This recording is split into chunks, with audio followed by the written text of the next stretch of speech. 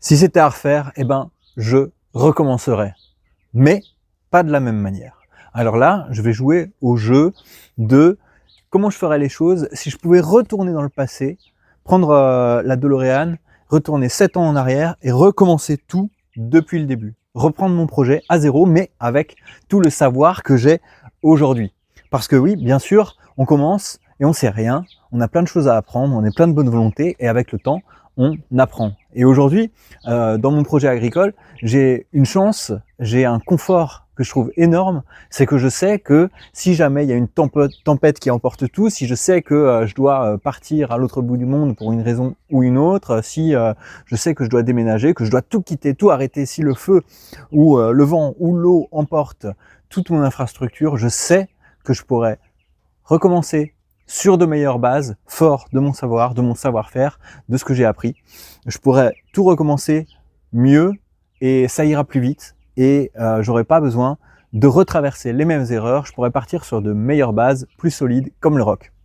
Et donc, j'avais envie de jouer à ce petit jeu, faire ce petit exercice aujourd'hui, de vous dire qu'est-ce que je ferais et qu'est-ce que je ne ferais pas et comment je ferais les choses si on était en 2017 et si je pouvais tout recommencer.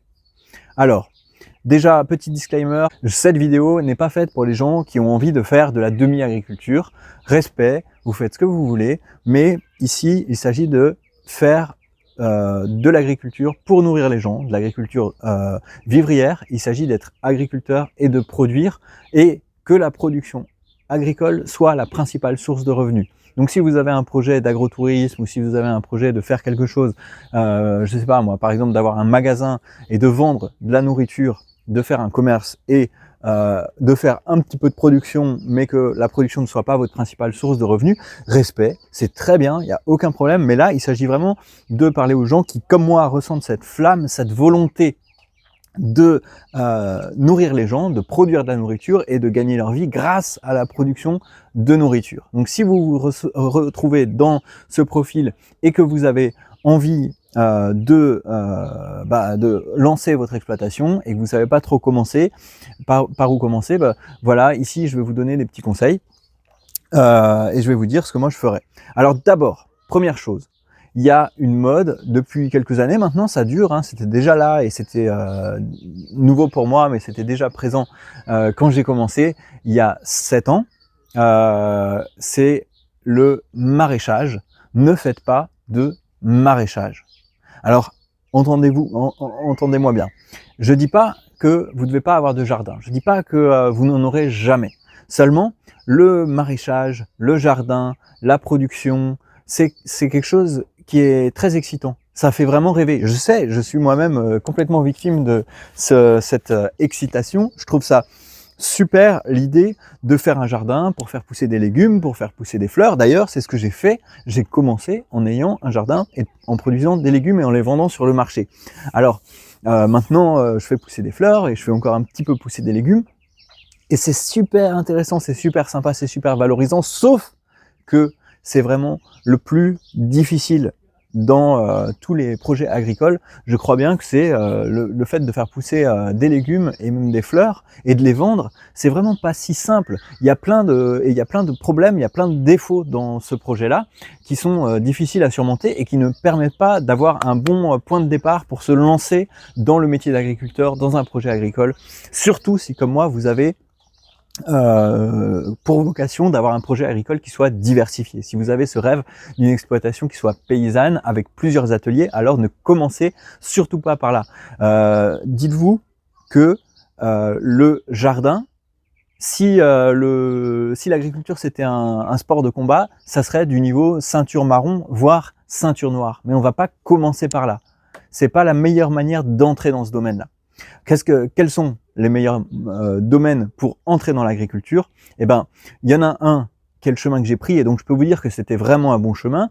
Pour moi, c'est les micro-pousses. Ça, c'est vraiment quelque chose qui a fonctionné pour moi. C'était vraiment une bonne idée, c'était une bonne manière de prendre les choses, justement parce que j'ai commencé par faire du jardin, et en même temps, j'ai fait ces micro-pousses, et aujourd'hui, c'est vraiment les micro-pousses qui permettent au projet de jardin de se développer et de grandir, et ça me permet d'apprendre, et ça permet aussi, ça me permet d'avoir une légitimité pour un jour peut-être trouver le bon terrain, trouver les bonnes conditions pour faire ce projet de jardin. Mais commencer par des micro-pousses, c'est vraiment une bonne chose parce que ça, c'est un projet qui est dans l'air du temps, qui est tendance, et il y a vraiment une grande clientèle à se trouver facilement dans les restaurants, et c'est un excellent produit d'appel. C'est-à-dire c'est un excellent produit où vous pouvez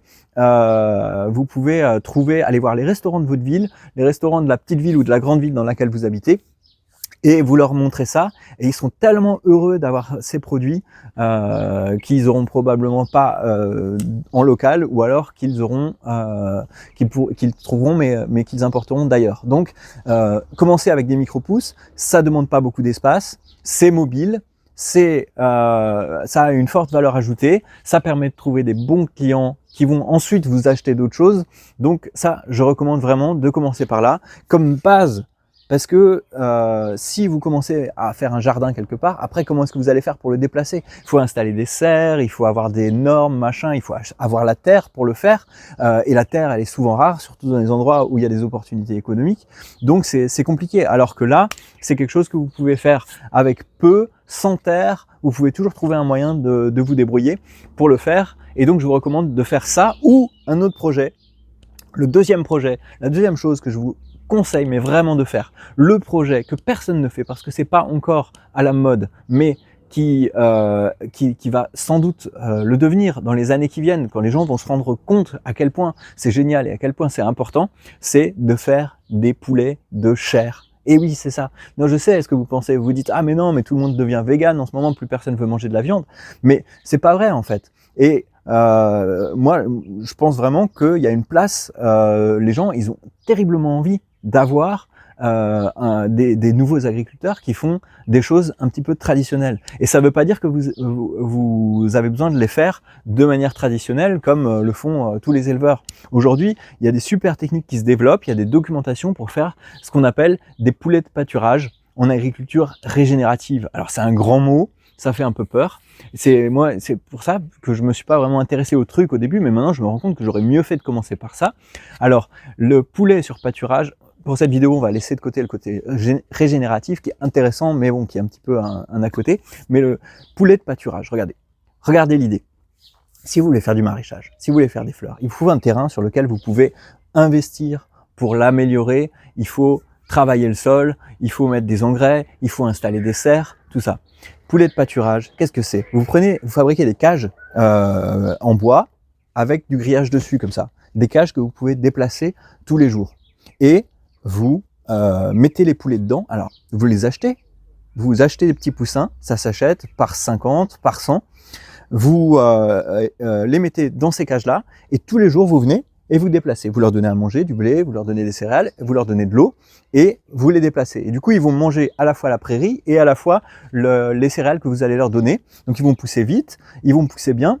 Vous les achetez. Au bout de, je sais plus, 8 ou 10 semaines, comme ça, ils sont grands.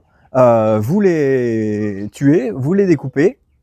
Première année, vous y allez un peu à l'arrache, vous n'avez pas besoin d'être aux normes. Et du coup, c'est commencé et c'est terminé assez rapidement. Et si jamais ça marche pas, si jamais ça vous plaît pas, si jamais vous trouvez pas les clients, si jamais il y a un problème, franchement, vous avez investi quelques centaines d'euros pour fabriquer des poulaillers, vous avez acheté un petit peu de matériel, bon, c'est rien de terrible, vous avez acheté 50 poussins à 2 € pièce, voilà, vous avez fait un investissement, c'est pas grand chose, mais derrière, si vous avez fait 50 poussins, que vous vendez parce que c'est les meilleurs poulets du quartier et puis en plus c'est des poulets de pâturage et puis en plus il n'y a personne qui se lance dans ce genre de projet, donc vous êtes tout seul à être le petit jeune qui se lance dans la production de viande, vous les vendez à 20 € pièce et vous en avez 50, ça vous fait 1000 € et du coup vous avez déjà remboursé votre investissement et vous pouvez lancer plusieurs séries en même temps et en faire 50 par semaine pendant 10 semaines ou 20 semaines, je sais pas exactement, je n'ai pas le calcul, je suis pas en train de me lancer dans ce projet là maintenant, mais j'espère que l'année prochaine je vais pouvoir le faire. Après, il y a une autre chose qui est excellente, c'est que c'est toujours difficile de trouver de la terre, les agriculteurs sont très attachés à leur terre, mais ils sont attachés et ils veulent pas, ils rechignent à l'idée de donner la terre pour longtemps, pour un projet agricole qui prend longtemps, où il y a une grande infrastructure. Là, ce qu'il faut que vous trouviez, c'est une prairie. Et des prairies, il y en a partout. Vous pouvez même faire ça sur des bordures de champs agricoles, dans les endroits où ils sont obligés d'avoir une bordure, où ils font pas leur culture de céréales ou de blé ou que sais-je. Du coup, vous leur dites juste, bon, écoute, voilà, toi, tu veux pas t'en occuper de cette zone-là, de cette bande de sécurité écologique. Alors, vous mettez vos trucs là-dessus. Et les agriculteurs, vous en trouverez beaucoup plus facilement qui seront d'accord de vous prêter leur prairie en échange peut-être d'un petit loyer de pas grand-chose pendant une saison. Et puis de savoir que si ils veulent vous faire partir, ils peuvent toujours vous dire ouais, écoute, finalement j'ai changé d'avis, et que c'est pas si terrible parce que c'est pas un gros investissement de milliers d'euros en grosses machines et tout ça. C'est vraiment économique. Et ensuite, la meilleure chose, encore une autre très bonne chose par rapport à ça, c'est que vous pouvez vraiment facilement commencer à vendre avant de travailler, parce que c'est un produit que tout le monde connaît, c'est un produit que tout le monde veut. Un poulet au four, tout le monde sait le faire, tout le monde aime ça, tout le monde sait ce que c'est. Et du coup, vous pouvez facilement aller dans un quartier, le quartier où vous habitez ou le quartier où vous voulez travailler, ou n'importe où même dans toute votre ville. Et puis vous trouvez des clients et vous leur dites, écoute, moi j'ai un super projet agricole, achète-moi un poulet en avance, achète-moi 10 poulets, 3 poulets. Hop, c'est pas compliqué, il y a des bouquins là-dessus, vous en cherchez, il y en a en anglais, il doit y en avoir quelques-uns en français. Vous trouvez un peu de documentation, vous apprenez un peu, vous faites des erreurs, et je pense que c'est vraiment le meilleur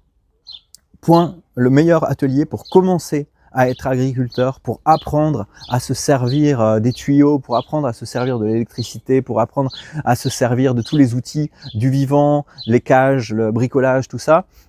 C'est à mon avis ce qu'il y a de plus facile, de plus enthousiasmant, et dans lequel on peut se lancer tout de suite, et il y a beaucoup moins de freins à l'entrée, donc je vous recommande ça. En fait, les deux, micro-pousse et poulet, c'est génial, parce que micro-pousse, c'est vraiment une superbe porte d'entrée dans les restaurants qui vont vous acheter vos produits chers, qui vont vous adorer, qui vont être les clients parfaits.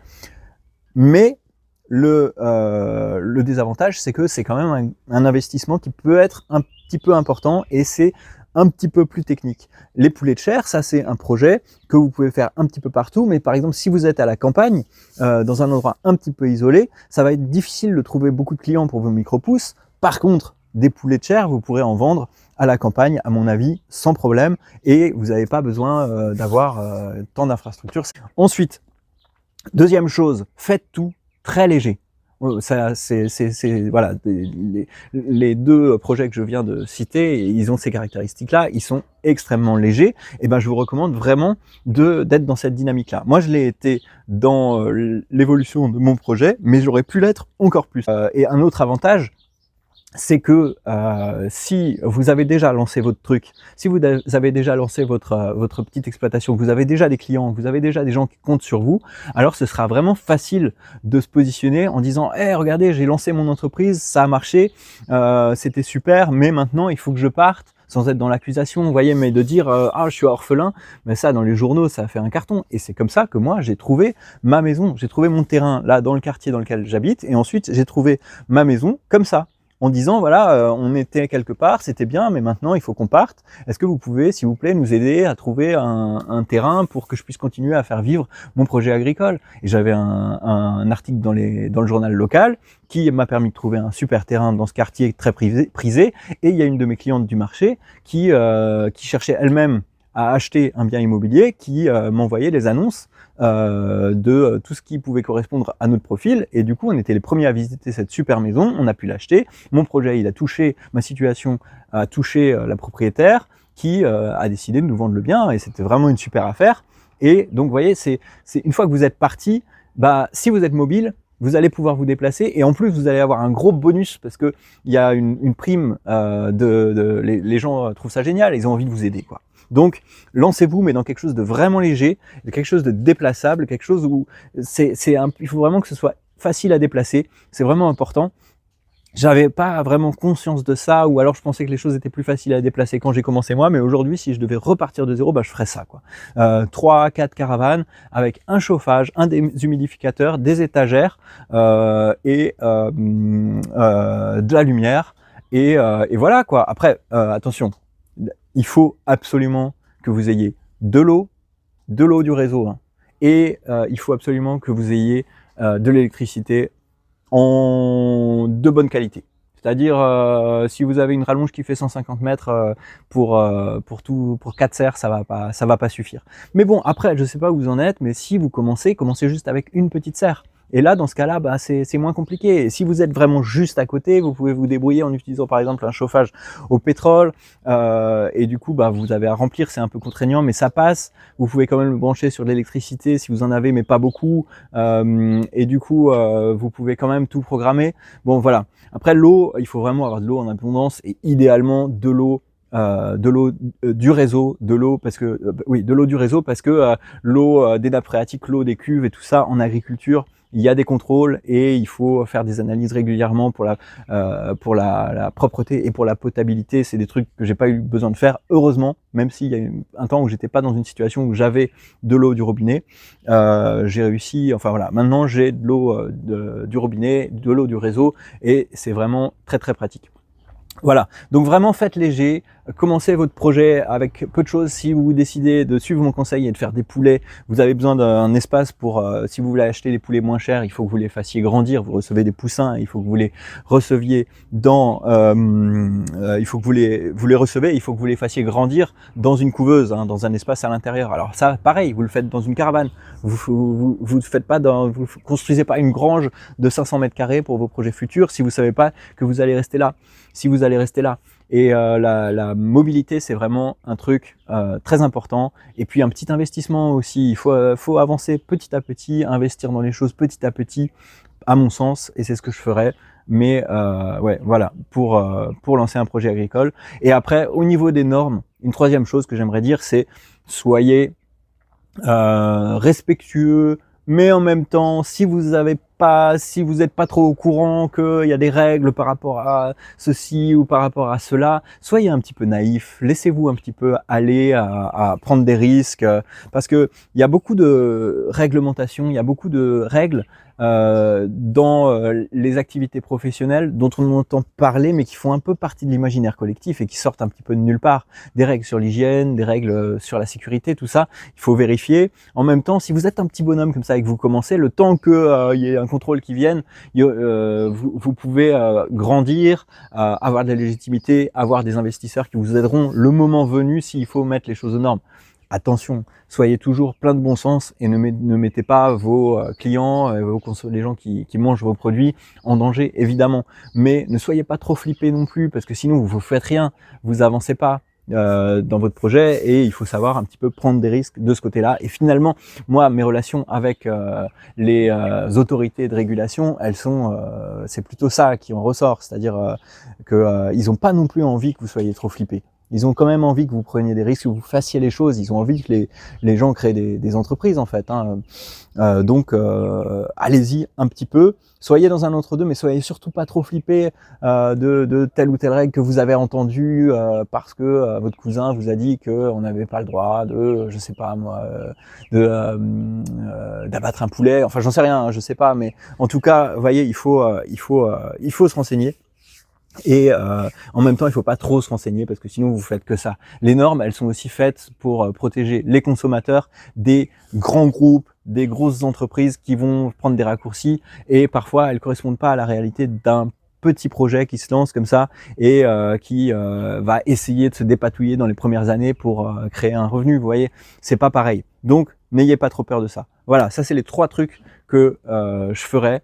Les 3 conseils que je me donnerais si je pouvais retourner dans le passé ou bien si demain j'ai besoin de tout recommencer à zéro, faire très léger, ne pas trop se prendre la tête pour les régulations, être un petit peu discret, très mobile et micro-pouce et poulet, mais surtout la leçon c'est pas de jardin au début. Ensuite, allez-y, une fois que vous êtes le king de ce que vous faisiez, de ce que vous faites, de ce que vous avez fait, une fois que vous avez votre rentabilité, une fois que vous avez vos clients et tout ça, et que vous avez du temps et que vous pouvez embaucher pour travailler un petit peu moins dans la production, bah allez-y, lancez un projet, mais ne vous faites pas avoir par ce sentiment très courant qui est de croire que le maraîchage, c'est facile, parce que c'est vraiment pas facile. Voilà. Et puis, lancez-vous.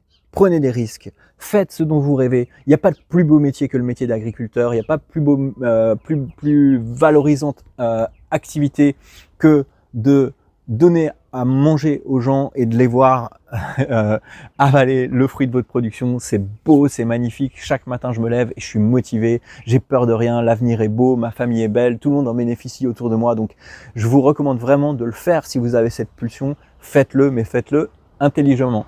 Allez, bye!